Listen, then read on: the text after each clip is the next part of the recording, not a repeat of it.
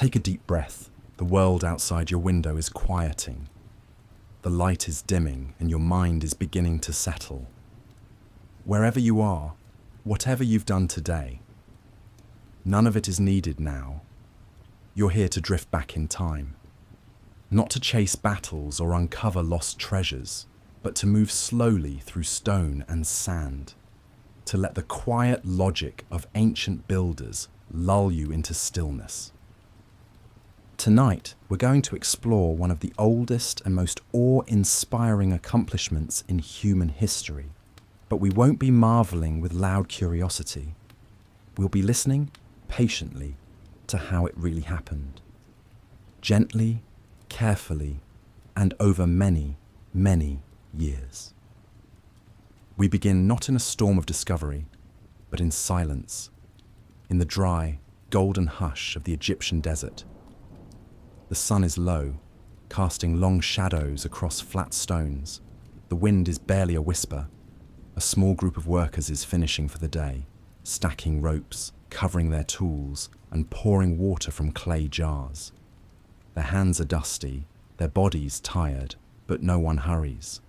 The pyramid will still be here tomorrow, and the next day, and long after they're gone. This is not the story of magic or mystery. There are no aliens, no forgotten machines, just people with time, patience, and purpose. People who knew how to measure, how to carve, and how to move stone across sand. Before we talk about how they did it, we must first understand why. To the ancient Egyptians, life on Earth was just one part of a much larger journey. The pharaoh, the king, was more than a ruler. He was a god on Earth. When he died, he didn't stop existing. He moved into another realm where he would continue to protect and guide the people. But to do so, his body had to be preserved. His tomb had to be prepared, and his spirit had to be supported with the right tools, food, prayers, and sacred architecture. The pyramid was not built to impress us. It was built to guide the soul. And it didn't appear overnight. Long before the pyramids we know today, Egypt had mastabas, flat-roofed, rectangular tombs built from mud brick.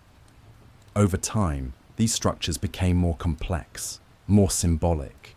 Builders began stacking them, and soon a step pyramid emerged. The first true pyramid was built for Pharaoh Djoser, designed by his architect Imhotep around 2650 BCE. It wasn't smooth like the later ones, but it was a start, a beginning, a signal that the Egyptians were learning, not just about stone, but about alignment, symmetry, and what it meant to make something last forever. Over the next few generations, these designs were refined, angles were tested, methods improved. And finally, under Pharaoh Khufu, the Great Pyramid at Giza rose from the earth, slow, solid, and silent. We'll explore how it was made, step by step, not with rushed guesses, but with calm curiosity. The quarrying, the planning, the transport, the labor, all unfolding at the pace of breath. But for now, let's remain in this soft dusk.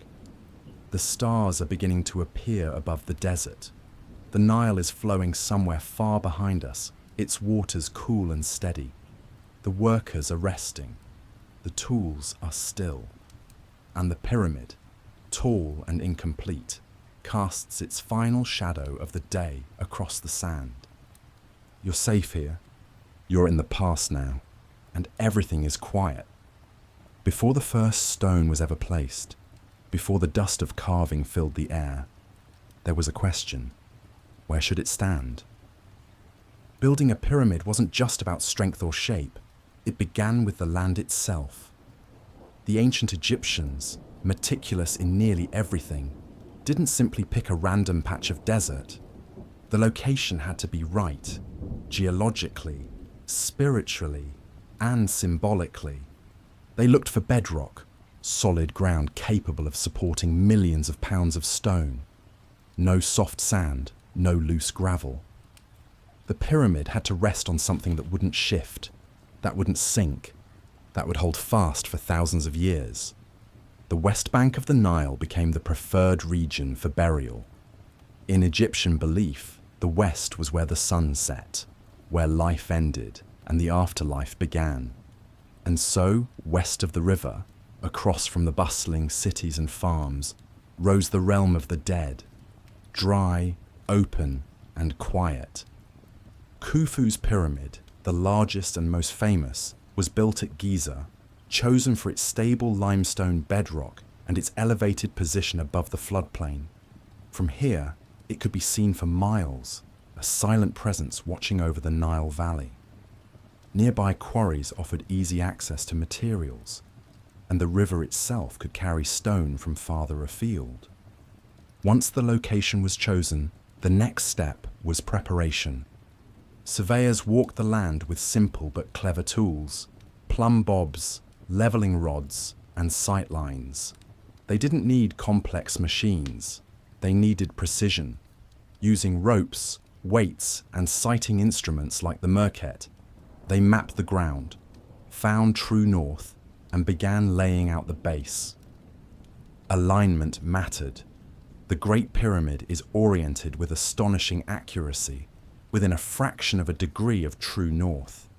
To do this, some researchers believe the builders used the stars, possibly aligning with the circumpolar stars that never set, which the Egyptians believed were connected to eternity. Once the base was marked, the bedrock was leveled. This task, though rarely mentioned in modern storytelling, was one of the most demanding. Workers chipped away at uneven rock, filled low spots with gravel and mortar, and created a flat, stable surface across a space the size of several football fields. It took time, it took patience, but it mattered, because the entire pyramid depended on it. Even a small error in the base could ripple upward, magnifying into cracks, tilts, or collapses. But the Egyptians knew this. They weren't guessing. They were building with the confidence of centuries of accumulated knowledge. Nearby, storage areas were prepared. Workshops were set up. Ramps were roughly sketched in the sand. Everything had to be ready before construction began. And above all, there was a sense of ceremony. This wasn't just a construction site, it was sacred ground. Priests may have offered blessings. Rituals might have been performed. The pharaoh's name was spoken with reverence. The boundary stones were set, and the first foundations began to take shape. The desert, once empty, now held a plan. Invisible to the eye, but deeply real. A blueprint etched in rope lines and marks on stone. Tomorrow there would be noise, hammers, voices, the sound of sleds dragging stone across sand. But tonight, everything was still. The stars overhead hadn't moved. The land was ready. The builders were prepared. And the pyramid was waiting to rise. The first stone may seem like the beginning. But in truth, the work of designing the pyramid began long before even a single block touched the ground. The pyramid's shape was not chosen for decoration. It held meaning. It echoed the Benben stone, the ancient mound that emerged from the primordial waters at the beginning of time, according to Egyptian creation myths. A shape tied to the sun god Ra. A form that pointed upward toward the heavens.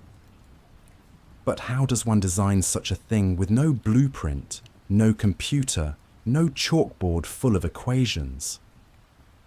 The ancient Egyptians relied on practical geometry, learned through centuries of building, surveying, and problem solving. They knew how to divide land for farming, how to measure walls, how to keep things level and square. It's likely they used right-angle triangles, perhaps employing a 3-4-5 rope method, a technique where knotted cords were used to create perfect angles.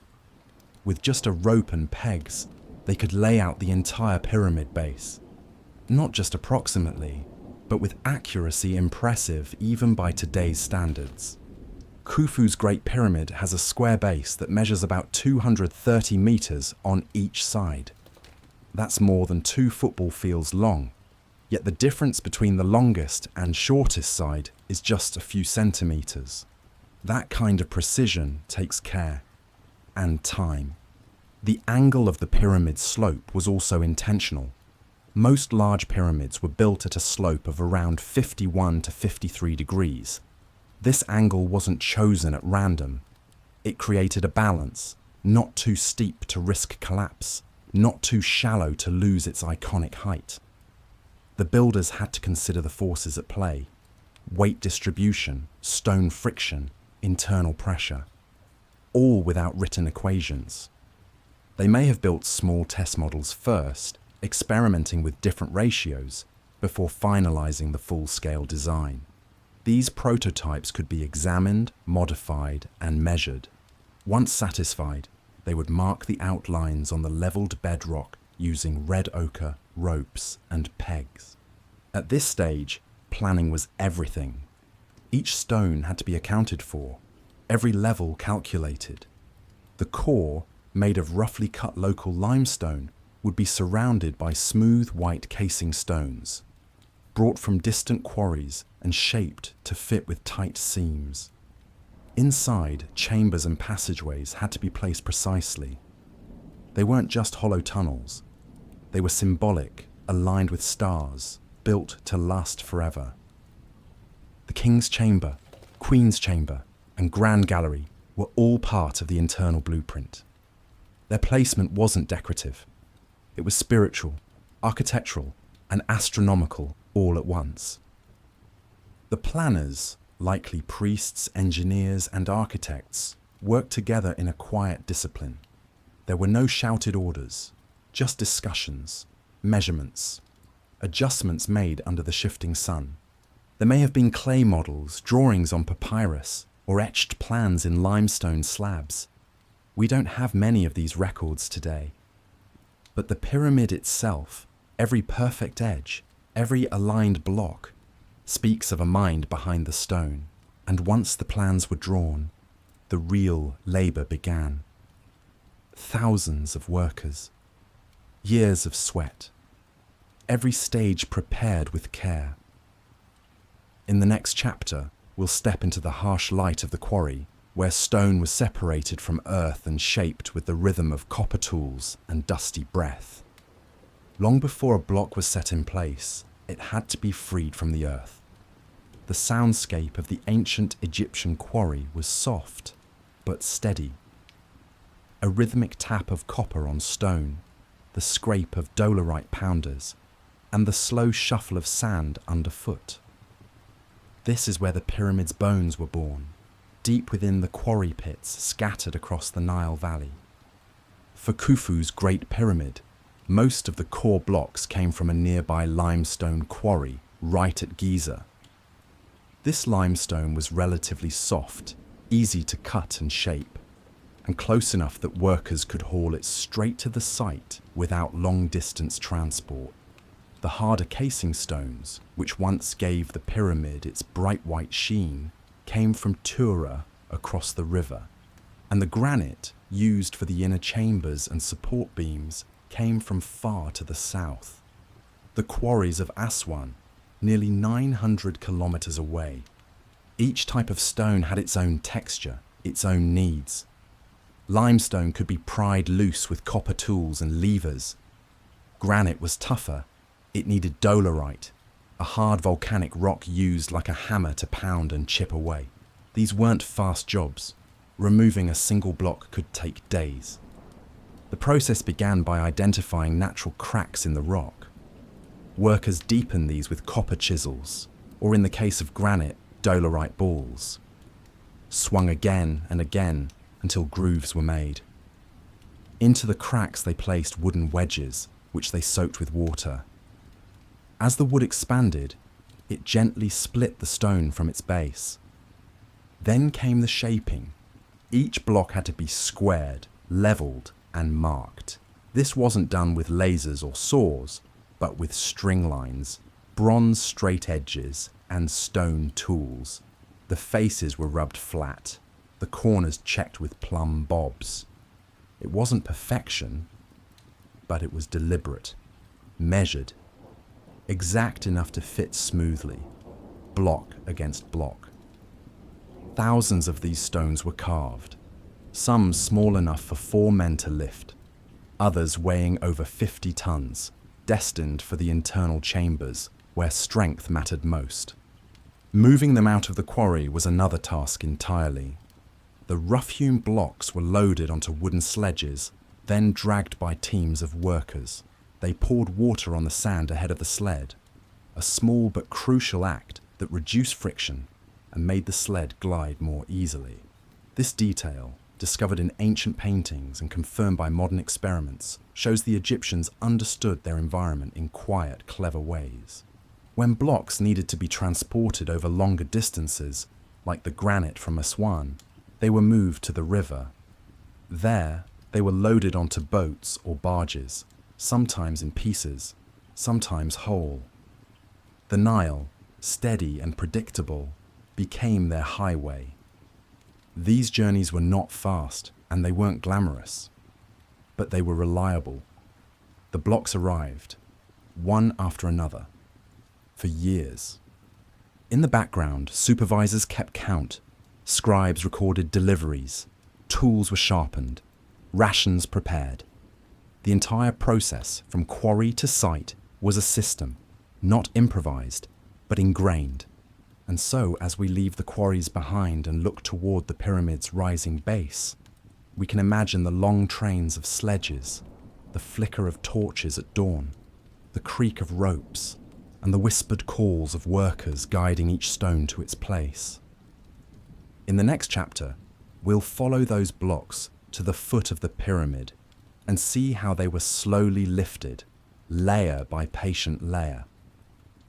Once the stones arrived at the pyramid site, dusty, chipped, and carefully shaped, the real choreography began. These weren't haphazard piles. Every block had its place, every layer its order. The builders didn't just construct the pyramid, they raised it like a rising sun, one level at a time, in slow harmony with the land. At first, the lowest levels were the easiest. Stones could be dragged directly from the sledges to their intended positions. Teams of workers, organized into groups called gangs, heaved, pushed, and guided each block across wooden rollers or slickened mud paths. With enough people, even massive limestone blocks could be inched into place. But as the pyramid grew taller, the challenge deepened. How do you raise a 2.5-ton stone to the 100th row?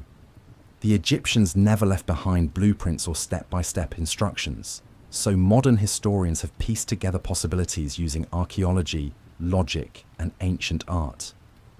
Among the most widely accepted ideas is the ramp system, a series of gradual inclines that allowed stones to be pulled upward as the pyramid rose. The simplest version is the straight ramp, a long sloping path built from mud brick and limestone chippings, rising from the desert floor to the growing edge of the pyramid. Stones would be hauled up this ramp, slowly and with coordination, using ropes, pulleys, and sheer human strength. But there were drawbacks. The higher the pyramid climbed, the longer the ramp needed to be, sometimes stretching for over a mile.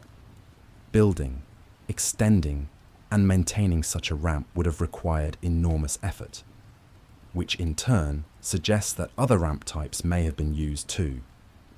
One possibility is the zigzagging or switchback ramp, which wound around the pyramid's exterior like a gentle spiral. Another is the corkscrew ramp, rising within the pyramid's outer layers, hidden as construction advanced. Whatever design they used, it was slow, steady. Stones were pulled one by one. Teams rested between loads. Signals were given by hand or perhaps by drum. There was no rush, The pyramid didn't demand speed, only precision. Once a block reached its designated level, it was slid into position with levers and pried against its neighbors. Wooden sleds were removed, dust brushed off, and gaps filled with crushed stone or gypsum mortar. Then the workers moved on to the next, and the next, and the next. Layer by layer, the pyramid took shape. The casing stones, cut from fine white Tura limestone, were polished and placed with even greater care. These outer blocks were slightly angled inward to lock together, creating a smooth, shining surface that once reflected the sun so brightly, travelers could see the pyramid from miles away. Today, those casing stones are mostly gone, removed over centuries by other builders. But once, the pyramid gleamed like a beacon under the Egyptian sky. In the next chapter, we'll step away from the stone and into the lives of those who built it. The men and women who rose with the sun, labored in the heat, and rested beneath stars, all to shape a legacy in limestone. Behind the towering pyramid and its shadowed stones, beyond the ramps and sledges, were the people who made it possible, not pharaohs or priests, but workers. Ordinary men and women who carved, hauled, cooked, and counted. Their names are mostly lost to time, but their presence is written in the dust and fragments left behind. For centuries, popular myths claimed the pyramids were built by slaves. But this idea, rooted in misunderstanding, doesn't hold up. Modern archaeology tells a gentler, truer story, one of paid laborers, rotating crews, and skilled craftspeople, all part of a massive national effort that brought pride as well as sweat. At the base of the Giza Plateau, archaeologists have uncovered what is now known as the Workers' Village, a complex of barracks, bakeries, tool sheds, and supply areas. These weren't prison camps. They were organized communities built to sustain thousands of laborers at a time. The pyramid wasn't constructed by one enormous crew working all year. Instead, workers came in rotations, teams that may have stayed for a few months before returning to their villages. This system allowed for fresh strength and gave more people a chance to contribute to the king's eternal home. Inside the village, life moved at a different rhythm than on the pyramid itself. Early each morning, workers woke in shared quarters, simple stone buildings with mats and clay jars. They washed with water carried from the Nile, ate a meal of bread, dates and beer, then walked up the hill toward the pyramid. The work was divided by skill. There were stone cutters, haulers, masons, rope makers, tool sharpeners, supervisors, and scribes. Some teams handled the core blocks, others polished casing stones. Still others worked on ramps, hauled supplies, or tended to the animals pulling sledges.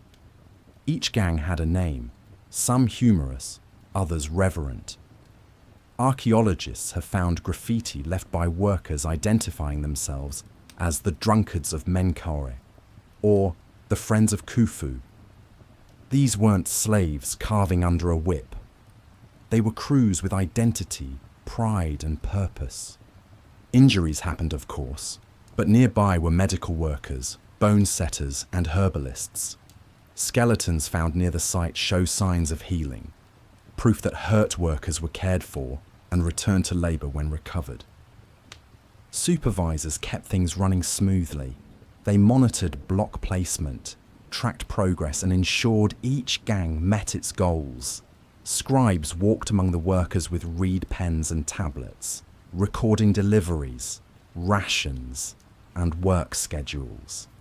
They were the quiet pulse of the operation, making sure nothing slipped through the cracks. And when the sun dipped low and the air cooled, the workers walked back down the slope to their village. They ate hearty meals of bread, lentils, onions, and roasted meat. Meals far richer than you might expect. The labor was demanding, and the nourishment reflected that. The workers weren't barely surviving, they were being sustained. Around small fires, stories were shared, tools were mended, muscles rested, and perhaps, just for a moment, someone looked up at the growing structure and felt proud, not for what it was yet, but for what it would become. In the next chapter, we'll slow down even further to explore how these workers slept, what they wore, and how they passed their time in the quiet hours between labour and light. When the day's labour ended and the voices of workers faded into the evening air, the pyramid site softened. Tools were stacked, fires lit. The clatter gave way to calm, and in those hours between sunset and sleep, life in the workers' village took on a different rhythm, one of rest, routine, and quiet human needs. The labourers didn't live in tents or sleep in the sand. They stayed in simple stone dormitories, long rectangular buildings divided into shared rooms. Each space held a few mats woven from reeds or palm fibres, clay pots for water, and sometimes low stools or baskets for tools and food. The walls were plain, cool in the evening, and often bore the signs of everyday life. Finger smudges, initials scratched into stone, fragments of pottery set in the corners. This wasn't luxury, but it was home enough for a season. Before bed, workers gathered around small hearths. Meals were prepared in communal kitchens by assigned cooks, hearty stews thickened with lentils, chickpeas, or barley. Bread was baked daily in mud ovens, and each man was allotted several loaves a day. Large jugs of beer, thick and nutritious, were passed between hands. It was not a feast, but it was warm and filling. Some workers shared songs. Others rubbed sore shoulders with oil. A few told stories, some old, passed down for generations. Others invented on the spot to tease or inspire. There were no torches burning through the night, just oil lamps, flickering quietly, casting long shadows on the stone floors. Clothing was simple, linen kilts or wraps, depending on the season. Linen was lightweight, perfect for the desert heat, and made from flax grown along the Nile. Workers often kept their heads shaved or covered with light cloths to protect against the sun. Each morning, garments were shaken out, teeth cleaned with sticks or sand, and skin rinsed with cool water drawn from nearby wells. Hygiene mattered, not just for comfort, but to keep the workforce healthy and moving. Between shifts, workers might visit the nearby temples, offer thanks to the gods, or take short walks along the edge of the plateau. Some may have played small games with stones or tossed pebbles at arranged targets. Others likely sat in silence, watching the pyramid rise behind a cloud of dust. Time off was built into the rotation. Workers did not labour every single day. The crews changed, rested, and were replaced in cycles, part of a system that allowed for continuity without exhaustion. And when one gang's time was over, they returned to their village, with stories, worn hands, and the knowledge that they had helped build something meant to last beyond their own lifetimes. In these quiet evenings, the pyramid was not a monument. It was a job site, a backdrop, a presence. It didn't shine. It didn't loom. It simply waited, as steady as the stars overhead, for another day of shaping and lifting. In the next chapter, we'll examine the tools, the humble, handmade instruments that made this grand structure possible, and how something as small as a chisel helped raise a wonder of the world. The grandeur of the pyramids often overshadows the tools that made them possible, the quiet, handheld instruments used by workers day after day.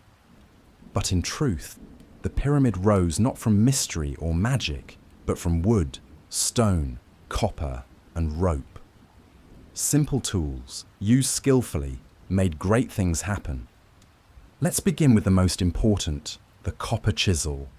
Copper, soft by modern standards, was the metal of choice for most Egyptian tools. The chisels were hammered into thin blades, sharpened carefully, and used to carve softer limestone with surprising accuracy. After repeated use, the edges dulled, so blacksmiths set up small forges on site to reheat and reshape them. This was a daily rhythm: cut, dull, sharpen, repeat.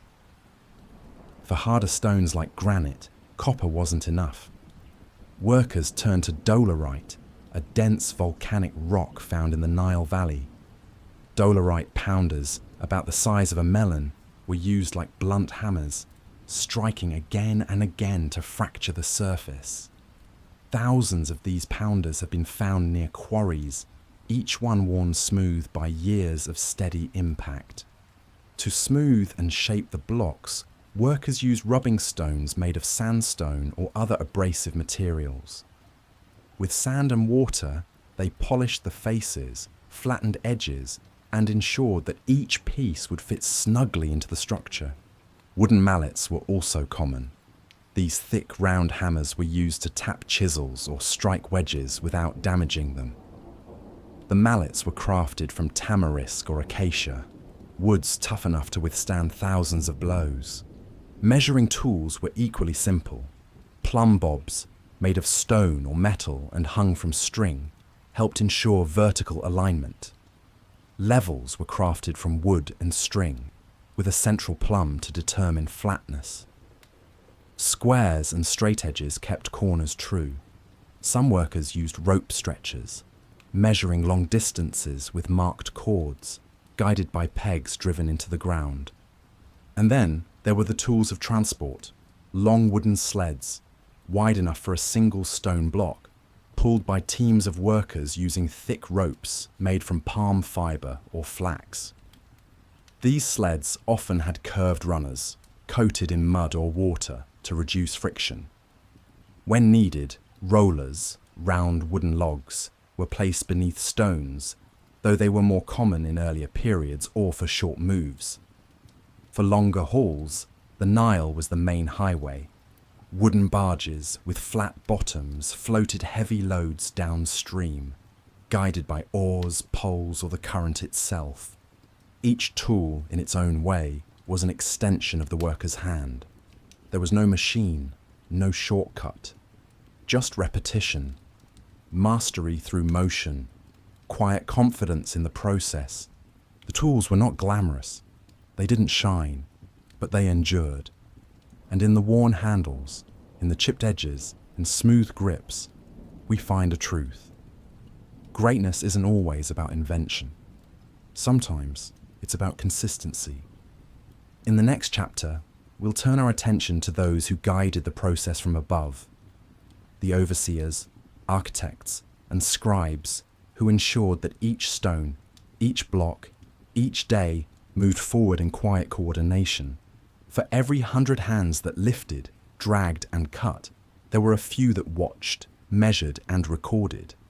The pyramid didn't rise from labor alone. It also rose from oversight, from planning, from silent, thoughtful coordination carried out by the unseen few. At the heart of this calm machinery were the overseers, experienced men, often trained through years of work, who guided the daily flow of construction. They stood at the edge of the action, eyes always scanning. Not to command with shouts, but to gently redirect, to spot errors before they spread, to keep each gang in rhythm. Some oversaw quarry work, others watched the ramps, some followed the sleds, checking ropes and runners. Their work was not glamorous, but it was essential. Above them were the architects, not in robes with scrolls under their arms, but practical men, probably priests or nobles, trained in geometry, astronomy, and tradition. They weren't inventing from nothing. They were adapting the formulas and rituals of those who came before them, refining each new structure with greater knowledge. These architects knew the sun's path, the shape of the land, the strength of stone. They decided the slope of the pyramid, the location of chambers, the angle of shafts. When questions arose, they consulted the stars, the sacred texts, or the wisdom passed down through generations. Their plans were not scribbled on parchment, but scratched into plaster, etched into slabs, or memorized and passed orally. They met in shaded tents or stone enclosures, speaking softly over drawings, tracing outlines with fingers on dust-covered boards. And then there were the scribes. Scribes walked quietly through the pyramid complex with tablets of clay or strips of papyrus tucked beneath their arms. They were the ones who kept track of tools distributed, food rationed, stones delivered. Each team's progress was noted, each name, each measure, each load. Their pens were made of split reeds, dipped in black or red ink. Their writing was a quiet rhythm of curves and strokes, precise, practiced, beautiful. They wrote not for art, but for order. These scribes created the memory of the project. Without them, no one would know how many blocks were laid today, or who carved them, or what shipments arrived from the south. The pyramid would rise, but its story would fade. The scribes gave it permanence. They worked in silence, in shade. And though their hands never touched the stone, their influence was everywhere. These layers of oversight, from overseer to architect to scribe, allowed the workforce to function like a well-tuned instrument. Not because they enforced harsh rules, but because they offered structure. People knew what to do, where to be, and when to rest. The pharaoh, far above, may never have seen every stone placed, but his vision was carried by these men, whose guidance ensured that the pyramid was not just grand, but sound. In the next chapter, we'll pass beyond the outer structure and enter the cool interior of the pyramid itself, exploring how hidden chambers and angled shafts were carved, aligned, and quietly filled with meaning. Beneath the towering mass of limestone, tucked within the thick stone walls, the interior chambers of the Great Pyramid were carved with care, not for decoration, but for devotion. These spaces were quiet, narrow, and sacred. Their construction was perhaps the most delicate work of all. From the outside, the pyramid may seem solid, but within, it held a precise arrangement of corridors, shafts, and rooms, all planned before the first layer was laid. The largest of these is known as the King's Chamber, sitting near the center of the structure, directly beneath the apex. Built from massive granite blocks, it's a space of weight and symmetry, designed to last forever. This chamber is not ornate, its walls are plain, but its presence is powerful. It held the pharaoh's sarcophagus, a rectangular granite box, too large to have been moved in after construction, meaning the chamber was built around it. The granite came from Aswan, over 800 kilometers away, dragged by barge and sledge, shaped and set in utter silence. Above the king's chamber are 5 relieving chambers, small, stacked spaces with flat ceilings designed to distribute the weight of the pyramid above. These weren't burial rooms, they were structural. A genius solution to the crushing pressure of millions of tons of stone. Without them, the chamber below would have collapsed long ago. Further down is the Queen's Chamber, smaller and simpler, possibly symbolic or ceremonial. Its exact purpose remains debated, but its placement, aligned with stellar shafts, suggests a connection to the sky, a passageway for the pharaoh's soul. Connecting these rooms are long passageways. The descending passage, sloping downward into the rock beneath the pyramid. The ascending passage, climbing toward the heart. And the grand gallery, a tall, steep corridor with corbelled walls that rise like steps toward the heavens. This gallery, over 8 meters high, is unlike anything else in Egyptian architecture. It echoes with stillness, and its angled ceiling was likely used to direct both spiritual energy and the literal weight of stone around the king's chamber. No detail was left to chance. Even the air was considered. Narrow air shafts, once thought to be for ventilation, are now believed to have held symbolic value, aligned with specific stars like Orion's belt or Thuban, the pole star of the ancient sky. These shafts weren't meant to carry air. They were meant to carry souls. Carving these interiors was a labor of patience. Tunnels were excavated in tandem with the rising layers of stone. Workers used copper tools, dolerite pounders, and abrasive sand, checking measurements constantly. Errors could not be hidden.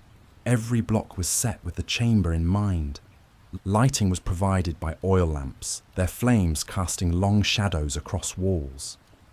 Mirrors were rarely used in these tight spaces. Workers likely moved slowly, deliberately, chisel strokes echoing in the cool air. And then, once the chambers were complete and sealed, the passages were blocked. Stones were slid into place. Rubble was packed around entrances. The interior was hidden, not just for protection, but to preserve eternity. In the next chapter, we'll step out once more to the pyramid's glowing edges, as the final casing stones are placed, and the structure takes on its iconic, polished form, ready to face the desert sun for generations to come. As the final blocks found their place and the inner chambers were quietly sealed, attention turned to the outermost skin of the pyramid, the casing stones. These smooth, gleaming layers would transform the stepped core into a seamless slope, reflecting the sun's light like a beacon across the valley. The casing stones were not quarried nearby. They came from the Tura quarries on the eastern bank of the Nile. Tura limestone was prized for its fine grain and soft, creamy white colour. It could be cut cleanly, polished to a shine, and fit so tightly that the joins were almost invisible. Moving these stones was a feat of coordination. Each one was transported by barge, ferried across the Nile, unloaded, and then pulled to the pyramid's rising edges, where teams of workers prepared the base with care. Each stone was angled slightly inward, designed to lock in place and bear the weight of those above it. The masons worked slowly, checking and adjusting with tools as simple as chalk lines and wooden straightedges. They rubbed the edges smooth with sandstone and applied a fine polish to the outer face. Some blocks were trimmed on site to match their neighbours exactly. As layer after layer of casing stone was added, the pyramid's outer surface began to glow. Under the Egyptian sun, it must have shone like a solid piece of light, white by day, golden at dusk, silver beneath the stars. At its peak, the pyramid was crowned with what historians believe was a capstone called a pyramidion. This final stone, perhaps covered in gold leaf or electrum, completed the sacred shape.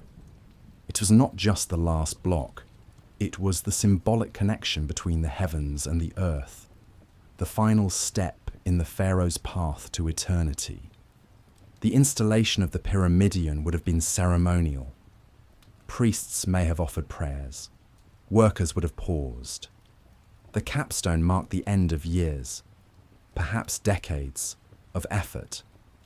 Once complete, the ramps were dismantled. The village slowly emptied. Tools were gathered. Records stored. The pyramid, now whole, stood in silence. But the builders didn't vanish all at once. Final touch-ups were made. Debris cleared. Offerings placed. The area around the pyramid, the mortuary temple, causeway and valley temple, was cleaned and prepared for the pharaoh's burial. The mortuary temple, built at the pyramid's base, was where priests would come daily to offer food, incense, and prayers to the spirit of the king. The causeway, A long, sloping path connected the temple to a lower complex near the Nile, where goods and visitors would arrive. These structures created a sacred axis, guiding the soul from river to stone, from life to eternity. Though the pyramid itself was the centerpiece, it was part of a larger spiritual system, a quiet complex of courtyards, altars, and statues humming with ritual. Once everything was in place, the pyramid was no longer a construction site. It was a tomb, a monument, and a symbol. And for those who had labored there, it was something more personal, a lasting shape that carried their effort into history. In the next chapter, we'll gently explore the deeper purpose of the pyramid, not just its physical form, but the beliefs that gave it meaning. Why was such a structure worth decades of work? What did it mean to the people who built it, and to those who would one day lie within? To modern eyes, the pyramid is a marvel of architecture, but to the ancient Egyptians it was something far greater. It wasn't just a building, it was a belief made solid, a stairway for the king's soul, a symbol of harmony between the heavens and the earth. In Egyptian thought, life was not linear. It moved in cycles. The rising and setting of the sun, the flooding and retreating of the Nile, the birth and death of crops, animals, and people. But death was not the end. It was a passage. And for the pharaoh, that passage had to be marked with ritual and stone. The pyramid, with its wide base and pointed top, symbolized the rays of the sun. The sloping sides were seen as the king's path to the sky, where he would join the gods and rule forever. In particular, the pharaoh was expected to merge with Ra, the sun god, and rise each morning, just as the sun did. This transformation required more than just faith. It required preparation. Inside the pyramid, items for the afterlife were stored, not visible today, but once tucked away in sealed chambers and side rooms: food, linen, furniture, tools, amulets, scrolls, everything the king would need in the next world, where he would live eternally. The body of the king was carefully mummified, wrapped in linen, and placed inside a sarcophagus, which was then lowered into its final resting place. Around him, prayers were spoken, spells were chanted, priests read from the pyramid texts. Sacred writings inscribed on the walls of later pyramids, meant to guide the soul through the afterlife's many challenges.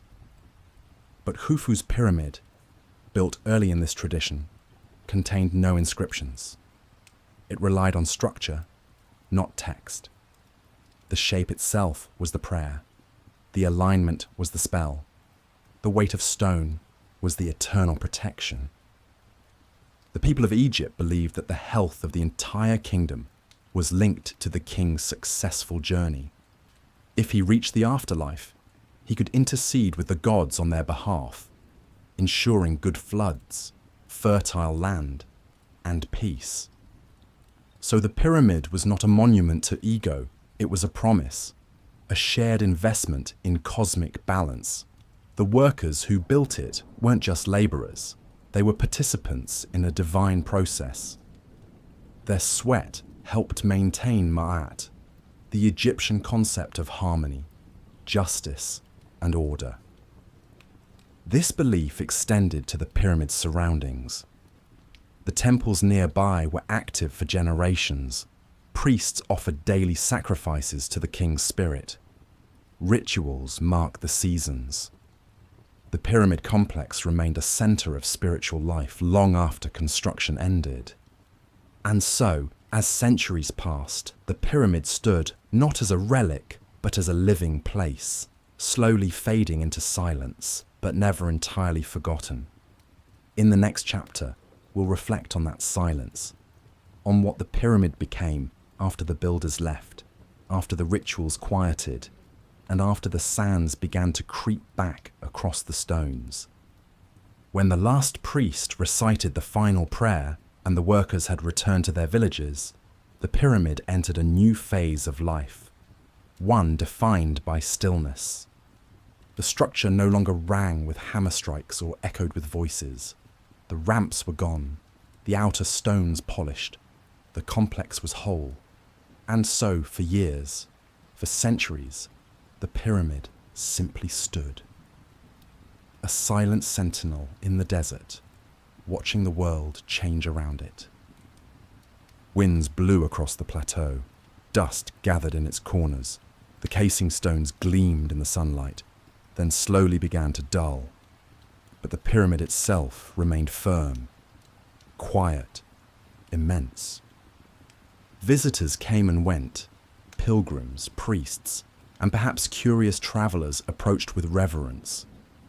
The temples nearby remained active, cared for by a priesthood that believed with every offering they were helping the pharaoh maintain harmony in the afterlife. But over time, dynasties changed. Capital cities moved. New kings built their own tombs farther south, and attention shifted to the Valley of the Kings. The Giza Plateau, once the center of royal eternity, became quieter with each passing year. The temples fell into disuse. Some walls crumbled, others were scavenged for stone. The fine white casing of the Great Pyramid was removed bit by bit during later periods, used to build mosques and homes in nearby Cairo. What we see today, the stepped core, is not what once was. And yet, despite the centuries, the heart of the pyramid endured. Earthquakes shook the region. Floods rose and fell. Empires came and went. But the structure remained.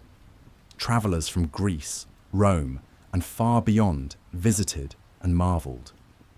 Herodotus, a Greek historian writing in the 5th century BCE, called it a wonder of the world. Later writers spun stories of impossible machines, hidden treasures, and mysterious powers. The truth was simpler and quieter. The pyramid endured because it was built to endure, not just physically, but symbolically. Its alignment, its mass, its foundations, all designed to resist time.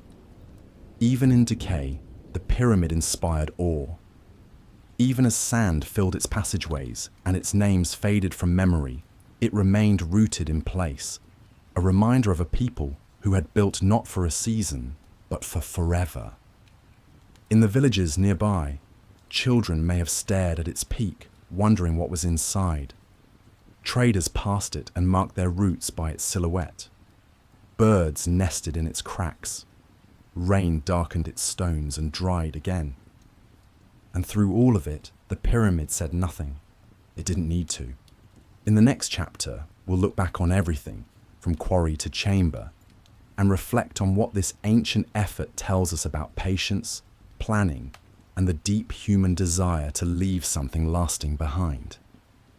When we look at the Great Pyramid today, weathered, incomplete, and surrounded by sand, it's easy to forget how much it once represented. But if we pause, breathe, and recall the slow process of its creation, we begin to see more than stone. We see a philosophy, a way of thinking, a quiet kind of brilliance rooted in time. The pyramid was not a project, it was a practice. Everything we've explored, the surveying of land, the shaping of limestone, the dragging of sledges, the carving of chambers, was done with intention. Nothing rushed, nothing random. In a world without machines, every decision mattered. A misplaced stone could throw off the balance. A rushed measurement could crack a wall. So they moved slowly, not because they lacked ability, but because they understood the value of durability. This mindset wasn't limited to building. It was woven into Egyptian life. Their farming followed the rhythms of the Nile. Their religion moved with the stars. Their language captured nuance in curves and symbols. Their art emphasized order, balance, and meaning. The pyramids simply made all of that physical, a massive, unshakable version of their worldview. Even the workers, who labored for months or years at a time, carried this sense of legacy. They didn't just build for a king, they built for eternity, and in doing so, they left behind fingerprints not just in stone, but in history. The supervisors who tracked deliveries, the cooks who fed the gangs, the toolmakers, the priests, all were part of a larger rhythm. No single person built the pyramid. Thousands did, over decades, quietly, repetitively, patiently. And that patience, more than anything, is what still echoes today. Because the pyramid wasn't made to impress, it was made to last. We live in a world that moves quickly, but the pyramid reminds us that some of humanity's greatest achievements weren't born from speed. They were born from focus, from planning, and from the belief that care matters. It tells us that people, with simple tools and shared purpose, can create something that stands for millennia. So now, as we approach the end of this story, take a moment to hold that thought. The pyramid didn't need magic. It didn't need secrets. It needed people, working together, trusting the process, building something slow. In the next and final chapter, we'll return once more to the desert at dusk, to reflect not just on the pyramid itself, but on the quiet legacy it leaves behind for those who listen carefully. The sun is setting once more over the Giza plateau. The sky glows with soft pinks and golds.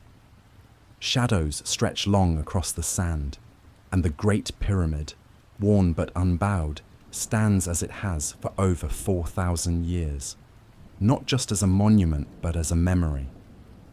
As you sit with this image, allow your thoughts to settle. The noise of construction has long faded. The workers have returned to the earth. The priests have passed into myth, but the pyramid remains, and in its stillness it speaks, not with words, but with presence. It tells the story of what people can accomplish when given time, care, and purpose.